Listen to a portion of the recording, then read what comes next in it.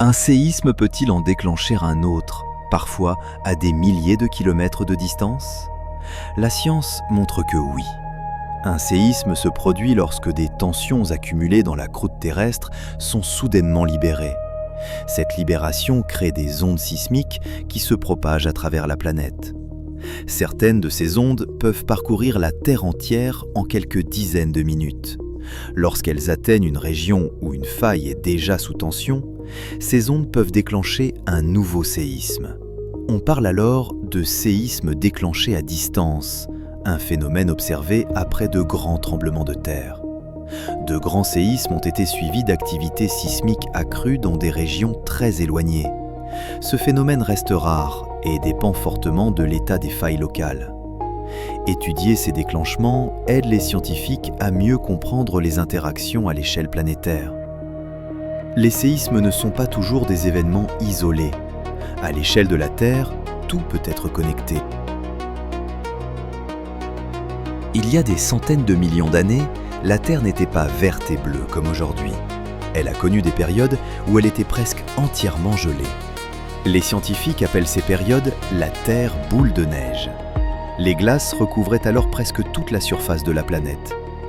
Ces épisodes ont eu lieu il y a environ 700 millions d'années, bien avant l'apparition des animaux complexes.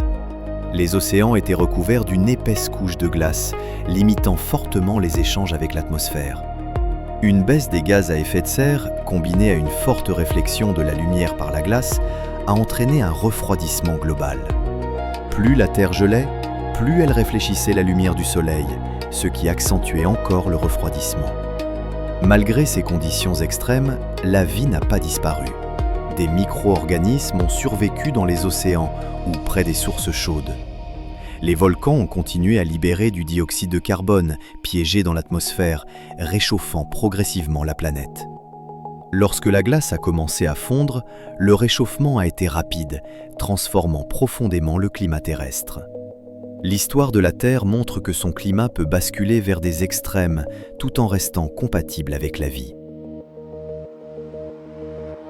Les volcans sont connus pour leurs éruptions spectaculaires, mais ils peuvent aussi influencer le climat de toute la planète. Lors d'une grande éruption, un volcan libère d'énormes quantités de cendres et de gaz dans l'atmosphère. Parmi ces gaz, on trouve du dioxyde de soufre, capable de modifier le climat à court terme. Ces gaz forment de minuscules particules qui peuvent rester longtemps en suspension dans l'atmosphère. Ces particules réfléchissent une partie de la lumière du Soleil vers l'espace, réduisant l'énergie reçue par la Terre. Résultat, la température moyenne de la planète peut baisser pendant plusieurs mois, voire plusieurs années. Certaines grandes éruptions ont été suivies d'années plus froides, avec des récoltes perturbées dans le monde entier. Cet effet climatique est généralement temporaire, contrairement au changement climatique à long terme. Sur des millions d'années, les volcans jouent aussi un rôle dans l'équilibre du dioxyde de carbone sur Terre. Les volcans montrent que des phénomènes naturels peuvent influencer le climat mondial, parfois de façon rapide et spectaculaire. L'eau nous paraît simple et banale. Pourtant, c'est l'une des substances les plus étranges de la nature. Nous connaissons l'eau sous 3 formes, solide, liquide et gazeuse. Mais ce n'est qu'un début. L'eau peut rester liquide en dessous de 0 degré. On appelle cela l'eau surfondue. À l'inverse, l'eau peut dépasser 100 degrés sans bouillir, dans certaines conditions très particulières. Contrairement à la plupart des substances, la glace est moins dense que l'eau liquide. C'est pour cela qu'elle flotte. Sous très forte pression, l'eau forme des glaces étranges, appelées glaces exotiques, inconnues à la surface de la Terre. À très haute température et pression, l'eau devient supercritique, ni vraiment liquide, ni vraiment gazeuse. Dans l'espace, l'eau peut passer directement de la glace à la vapeur, sans devenir liquide.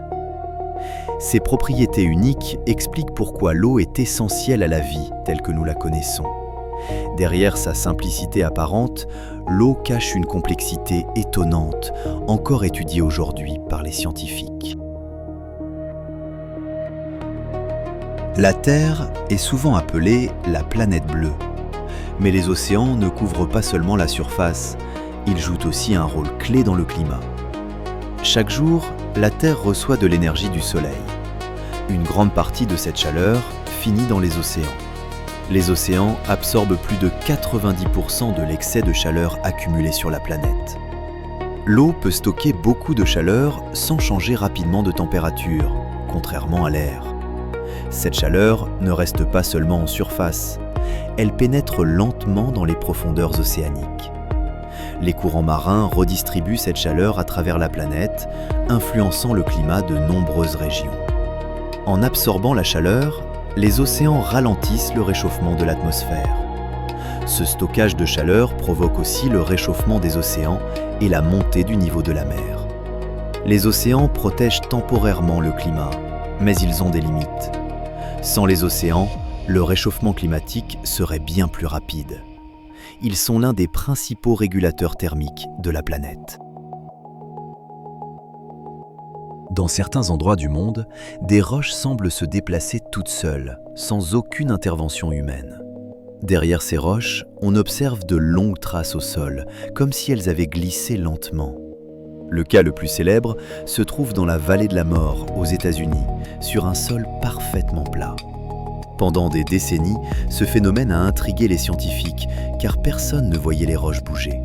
Les recherches ont montré que de fines couches d'eau peuvent se former sous les roches après la pluie. La nuit, cette eau peut geler, créant de fines plaques de glace presque invisibles. Lorsque le vent souffle, il pousse ces plaques de glace, entraînant lentement les roches. Les roches se déplacent seulement de quelques centimètres par seconde, souvent sur plusieurs heures. Ces déplacements ne se produisent que lorsque toutes les conditions sont réunies, eau, glace et vent léger. Ce phénomène montre que même les paysages les plus immobiles peuvent cacher des mouvements surprenants. La Terre possède un pôle magnétique nord, invisible mais essentiel à notre planète.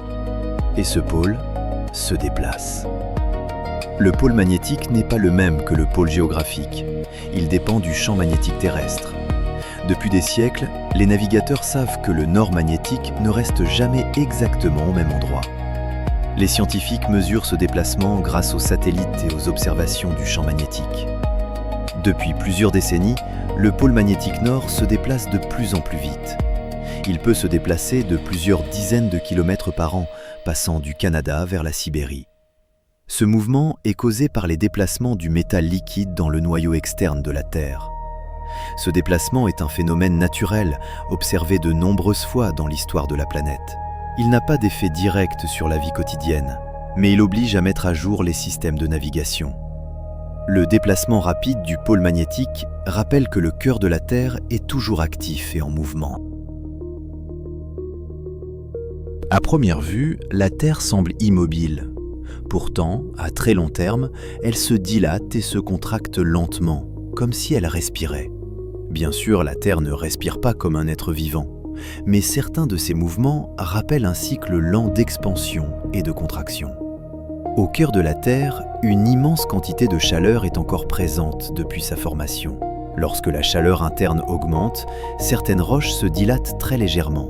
À l'inverse, lorsque la Terre se refroidit lentement, ces roches se contractent.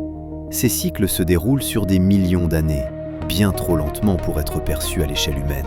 Ces mouvements contribuent à la formation de montagnes, de fractures et à l'activité tectonique. La Terre échange aussi lentement des gaz avec son intérieur, notamment par les volcans. Cette respiration géologique montre que la Terre est une planète encore active et en constante évolution. La Terre respire donc à son propre rythme, sur des temps immenses, rappelant que notre planète n'est jamais totalement immobile.